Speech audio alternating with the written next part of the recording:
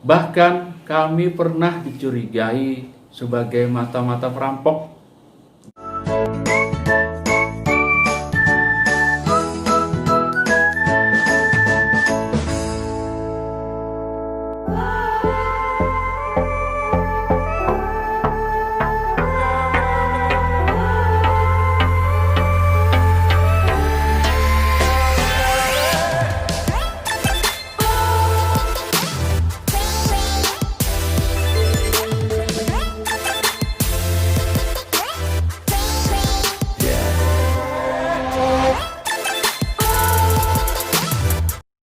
Assalamualaikum warahmatullahi wabarakatuh. Bismillahirrahmanirrahim. Alhamdulillahirabbil alamin. Wassalatu wassalamu ala sayyidina Muhammadin wa ala alihi wa sahbihi ajma'in. Rabbi shrah li sadri wa yassir li amri wahlul 'uqdatam min lisani yafqahu qawli. Saudara pemirsa yang berbahagia di seluruh penjuru Nusantara, salam sukses bahagia. Selamat berjumpa dengan kami di channel Khairil dan Mitra TV. Bersama saya saat ini hadir para mitra statistik yang luar biasa yang selama ini bekerja sama dengan saya di BPS Kecamatan Plehari. Hai, selalu dari hati. Hai, salam kenal. Salam sensus penduduk. Halo Indonesia. Semangat pagi. Salam sukses, bahagia. Saudara pemirsa, saat ini kami berada di lokasi Dewa Qatar. Waduh, apaan tuh Dewa Qatar? Mungkin pemirsa penasaran, apakah di sini tempat Dewa Qatar berada? Ternyata bukan pemirsa. Dewa Qatar adalah singkatan dari Desa Wisata Karang Taruna yang berada di Kelurahan Karang Taruna, berjarak sekitar 3 km dari Kelurahan Plehari. Di tempat ini saudara akan dimanjakan oleh pemandangan alam pedesaan yang penuh dengan taman bunga-bunga yang indah.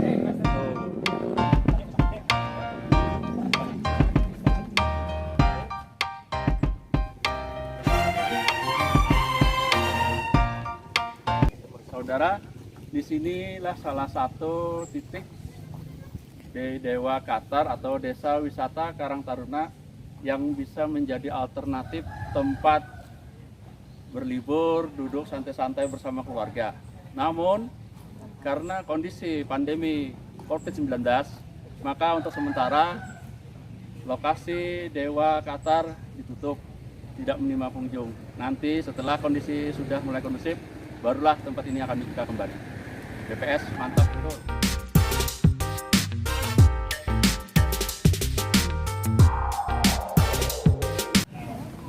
Saudara, mungkin ada di antara saudara yang ingin tahu atau bahkan belum tahu apa itu Dewa Qatar.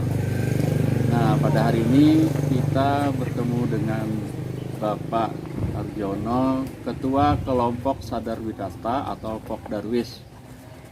Assalamualaikum warahmatullahi Pak. Waalaikumsalam. Nah, untuk diketahui teman-teman pemirsa YouTube Khairil dan Mitra TV, mungkin Bapak bisa menceritakan sedikit tentang Dewa Qatar itu sendiri apa, dimulai dengan perkenalan Bapak dulu. Silakan Pak. Terima kasih. Assalamualaikum warahmatullahi wabarakatuh.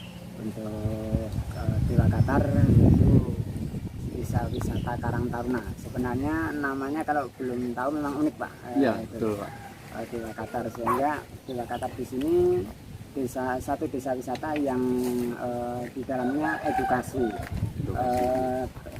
Diharapkan dari kami untuk memberikan pelayanan kepada pengunjung dari anak-anak didik TK, PAUD, bahkan PAUD sampai perguruan tinggi, bahkan kelompok-kelompok kami yang pengen belajar untuk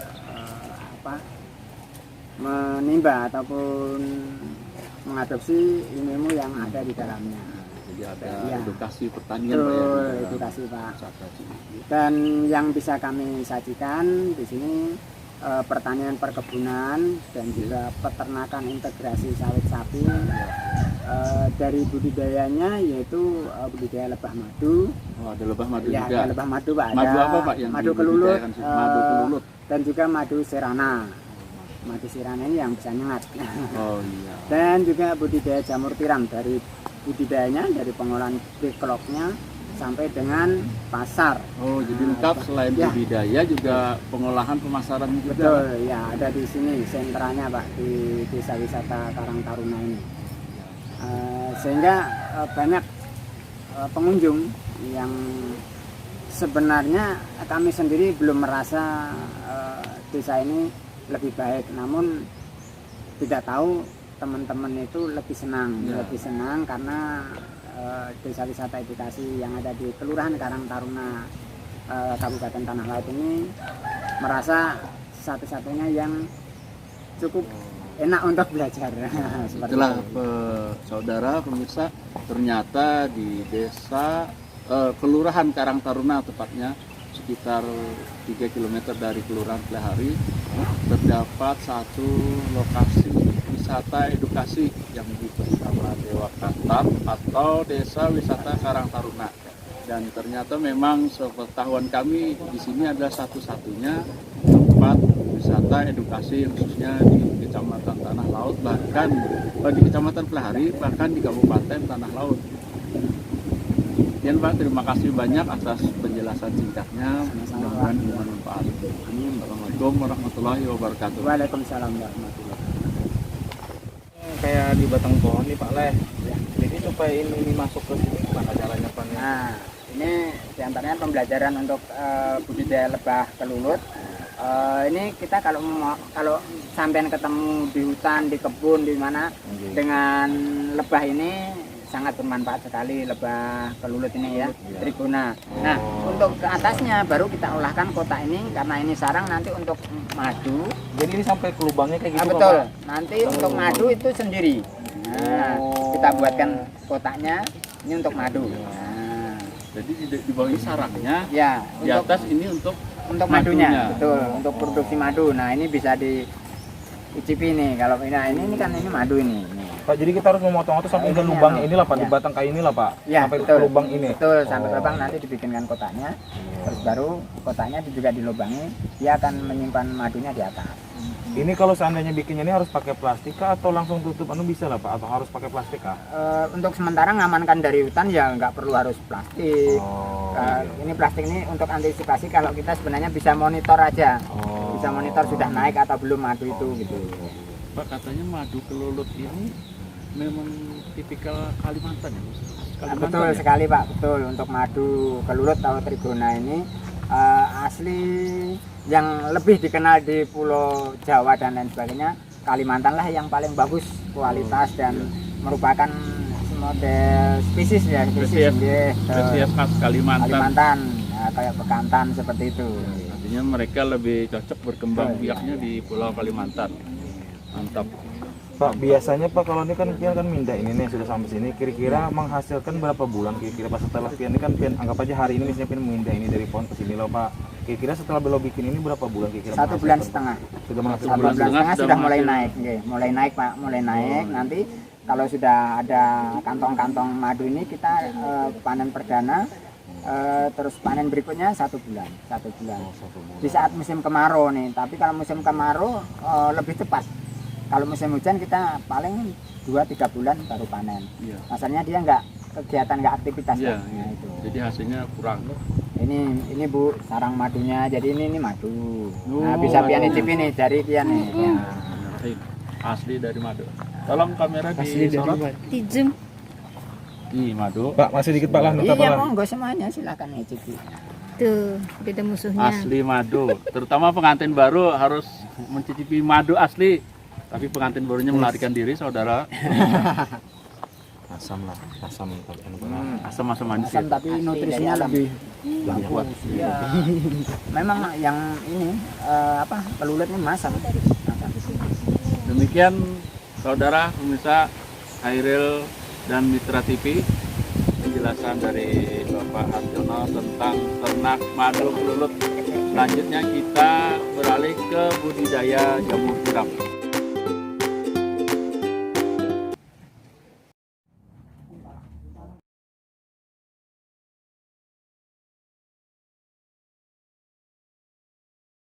Saudara pemirsa yang berbahagia, baru saja tadi kita sama-sama saksikan video kunjungan kami ke lokasi Dewa Qatar, salah satu lokasi tetap kegiatan survei dan sensus Badan Pusat Statistik yang tepatnya berada di Kelurahan Karang Taruna. Untuk apa BPS melakukan survei dan sensus? Sebab dengan masyarakatnya yang terbiasa menggunakan data statistik yang benar akan menjadi kuat. Sebaliknya, bangsa yang menghindari data statistik yang benar akan menjadi lemah. Loh, kok bisa? Sebab data statistik yang benar akan memberikan pijakan yang objektif tentang gambaran suatu peristiwa maupun keadaan secara apa adanya.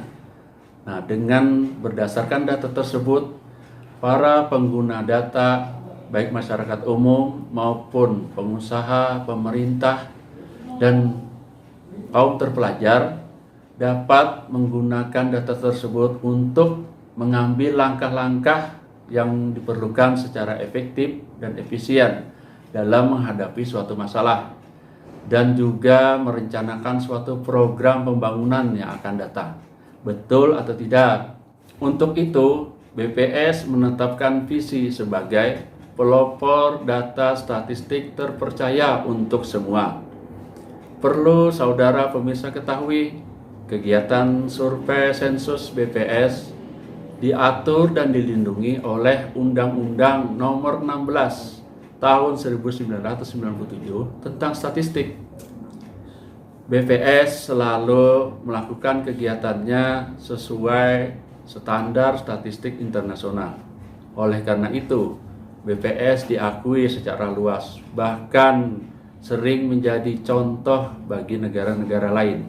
Jadi, kemampuan BPS tidak perlu diragukan lagi. BPS mantap betul.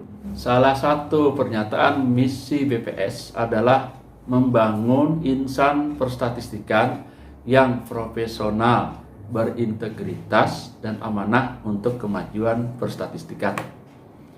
Profesional, integritas, amanah merupakan nilai-nilai inti BPS yang pada hakikatnya merupakan penerapan dari sifat-sifat Rasulullah SAW, yaitu fatonah, amanah, siddiq, tablik atau fas.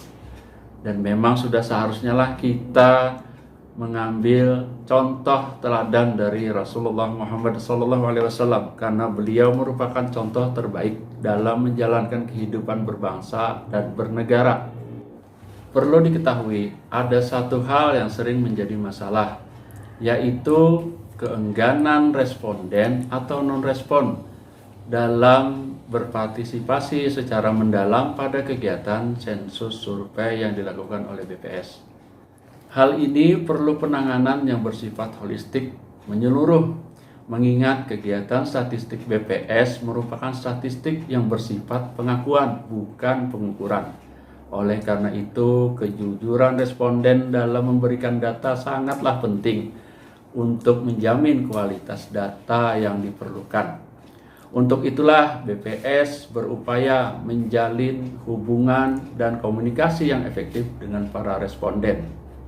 Saya yakin sekali bahwa hal tersebut sangat penting dan sangat perlu untuk diupayakan bagi semua lini kehidupan, di semua sektor kegiatan, bukan hanya di bidang statistik saja. Betul tidak? Kalau tidak percaya, buktikan saja sendiri.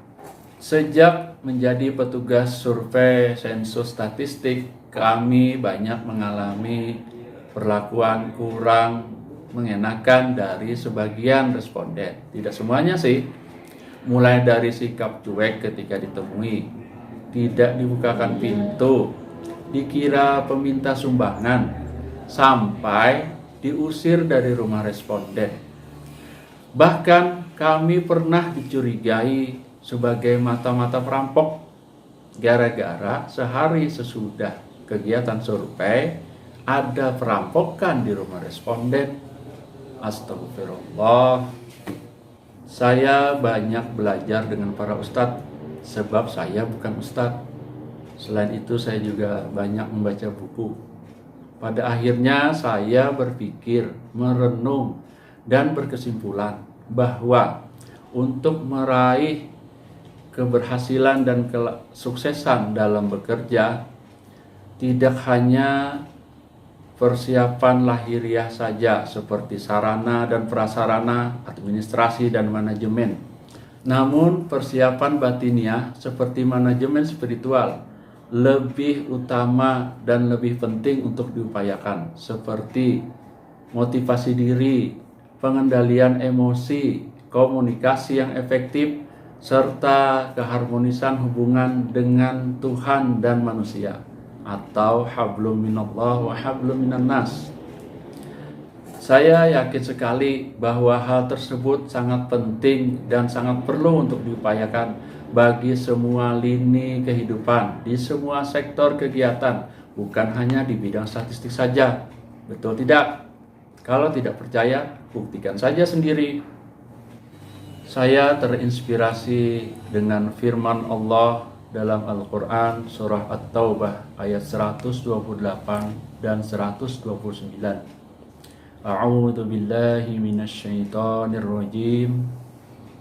Laqad ja'akum rasulun min anfusikum azizun 'alaihi ma 'anittum harisun 'alaikum bil mu'minina raufur rahim.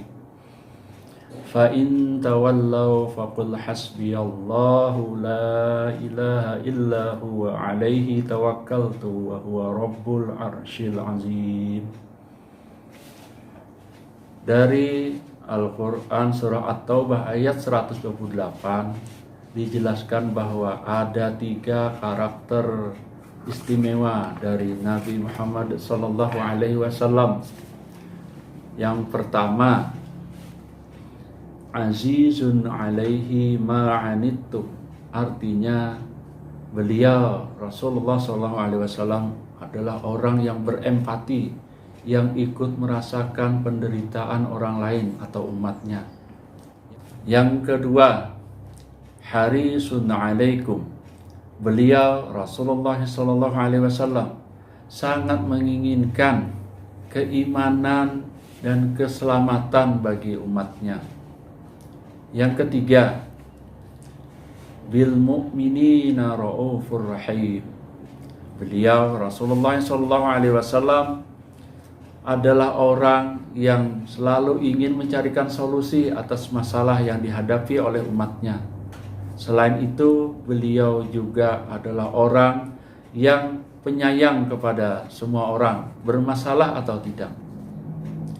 Ketiga karakter terpuji inilah yang secara populer dikenal dengan sikap penyantun dan penyayang, peduli kasih alias cinta.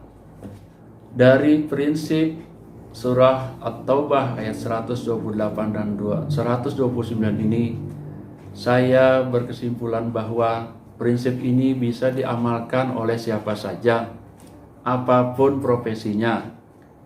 Seorang guru seyogyanya mengajar dengan cara yang sopan dan ramah, penuh kasih sayang kepada muridnya. Seorang pedagang atau pengusaha melayani konsumen atau pembelinya dengan baik, sopan, dan penuh peduli kasih. Seorang pejabat melayani masyarakat dengan bijaksana, penuh kasih sayang. Dan masyarakat apabila didatangi oleh petugas survei sensus, hendaklah menerima dengan baik dan ramah, serta memberikan jawaban yang benar. Kalau prinsip surah At-Taubah ini dilaksanakan dan diamalkan, saya yakin akan tercipta suasana yang aman, damai, makmur, dan sejahtera. Tidak percaya? Buktikan saja sendiri. Selanjutnya dalam surah At-Taubah ayat 129, fa in tawallaw faqul hasbiyallahu la ilaha illahu alaihi tawakkaltu wa huwa rabbul arsyil azim. Menurut Ustadz Yusuf Mansur di dalam kitab tafsir Ibnu Katsir, barang siapa yang membaca ayat ini sebanyak 7 kali, maka Allah akan menghilangkan kegalauan dan keresahan dalam hatinya dan pikirannya, dan akan mencukupi keperluannya dunia dan akhirat. Kalimat hasbi Allah yang berarti cukuplah Allah bagiku seharusnya berada di dalam hati dan pikiran kita, dan selalu kita genggam kalimat ini. Hasbi Allah, cukuplah Allah bagiku, menanamkan dalam hati dan pikiran kita bahwa kita hanya bergantung kepada Allah, berharap pertolongan kepada Allah Subhanahu wa Ta'ala, tidak bergantung pertolongan kepada makhluk Allah. Bukan berarti kita tidak perlu pertolongan terhadap makhluk Allah. Kita tetap bermuamalah, berurusan, saling tolong menolong dengan sesama manusia.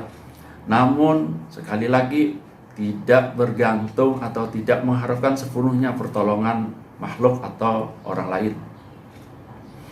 Jika suatu saat kita melakukan survei ditolak responden, seorang guru yang mengajar tidak ditaati ajarannya, bahkan ada yang dibully oleh muridnya, seorang pedagang atau pengusaha ada yang ditipu rekan bisnisnya, maka ucapkanlah hasbi Allah, cukuplah pertolongan Allah bagiku.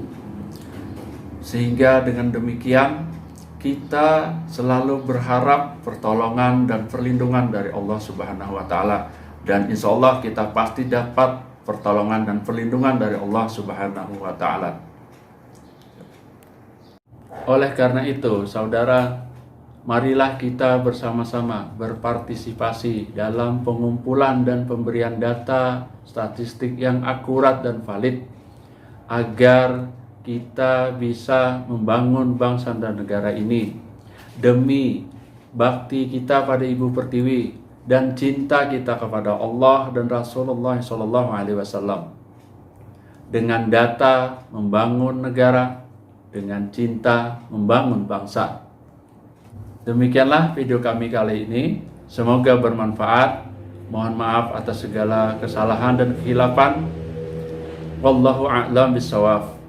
Jangan lupa untuk like, share, and subscribe serta tanda lonceng agar semakin banyak orang yang menonton dan memperoleh manfaat dari video kami kali ini.